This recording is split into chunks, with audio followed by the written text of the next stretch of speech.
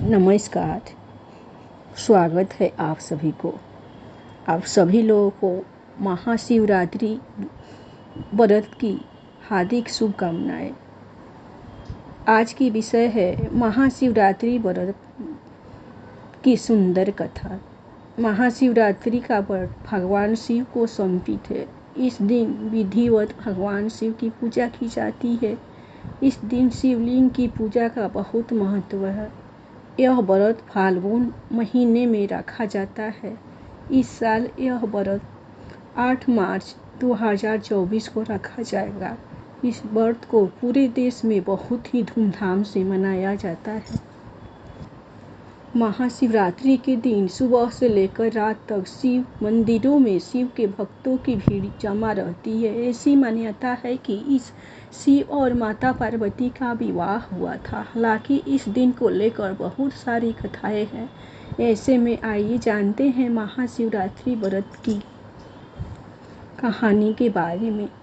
पौराणिक कथा के अनुसार माता पार्वती ने एक बार महादेव से प्रश्न किया कि हे प्रभु, ऐसा कोई व्रत है क्या जिसको करने मात्र से व्यक्ति सांसारिक मोह को त्याग दे और आपके धाम को प्राप्त करे। तो महादेव ने माता पार्वती को महाशिवरात्रि व्रत की कहानी सुनाई। पुरातन काल में एक शिकारी था जिसका नाम चित्रभानु था। वह शिकारी एक साहूकार का कर्जदार था।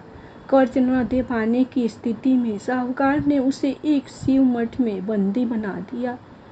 संयोग से जिस दिन से बंदी बनाया उस दिन महाशिवरात्रि था। शिव मठ में शिव पूजा का आयोजन किया गया और शिवरात्रि की कथा सुनाई गई। शिकारी सारी कथा को सुनता रहा। पूजा समाप्त होने के बाद साहूकार ने शिकारी को अपने पास बुलाया और उससे अगले दिन ऋण चुकाने की बात कही। इस पर शिकारी ने वचन दिया कि वो उसे मुक्त कर दे तो वो उनका कर्ज चुका देगा।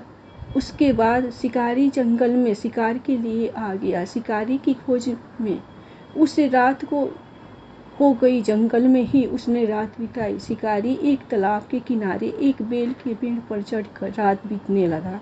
बेलपत्र के पेड़ नीचे एक शिवलिंग था जो बेलपत्रों से ढक चुका था।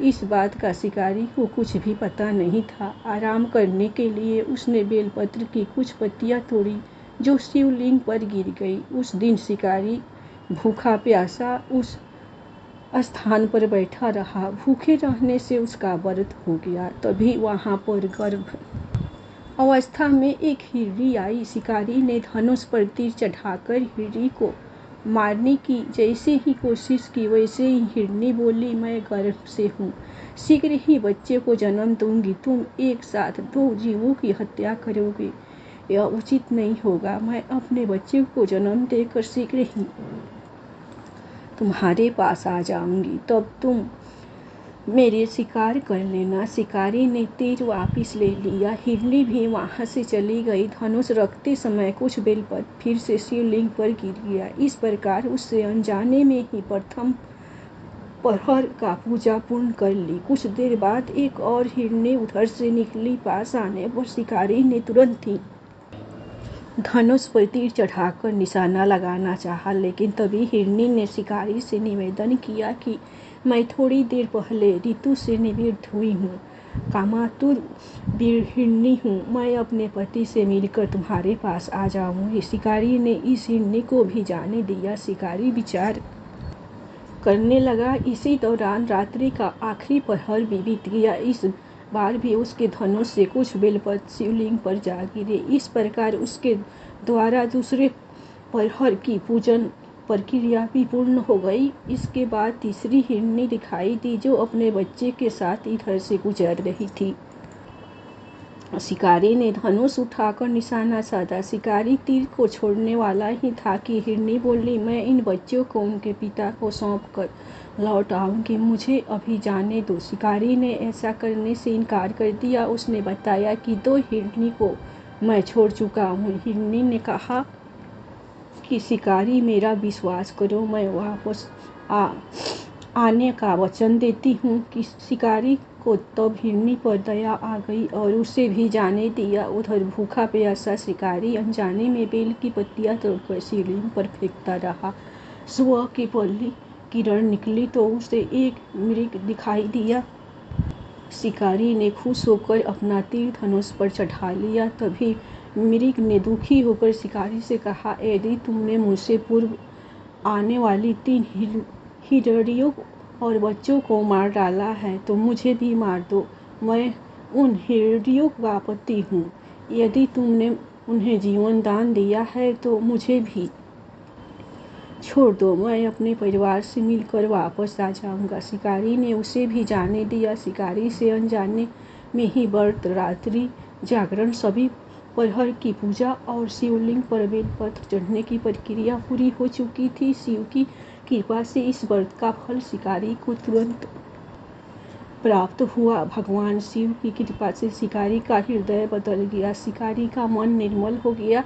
कुछ देर बाद ही शिकारी के सामने संपूर्ण मृग परिवार मौजूद था ताकि शिकारी उनका शिकार कर सके, लेकिन शिकारी ने ऐसा नहीं किया और सभी को जाने दिया। महाशिवरात्रि के दिन शिकारी द्वारा पूजन की विधि पूर्ण करने के कारण उसे मोक्ष प्राप्त हुआ। शिकारी की मृत्यु होने पर यमदूत उसे लेने आए तो शिवगणों ने उन्हें वापस भेज दिया। शिवगण शिकारी को लेकर शिवलोक आ गए। भगवान शिव की कृपा से ही अपने इस जन्म में राजा चित्रभानु स्वयं के पिछले जन्म को याद रख पाए और महाशिवरात्रि के महत्व को जानकर उसका अगले जन्म में भी पालन किया। धन्यवाद। आप लोगों को महाशिवरात्रि व्रत की सुंदर कथा पसंद आई होगी तो आप लोग भोले बाबा और माता पार्वती के नाम पर लाइक सब्सक्राइब जरूर कीजिए। जय शिव शंकर, हर हर महादेव।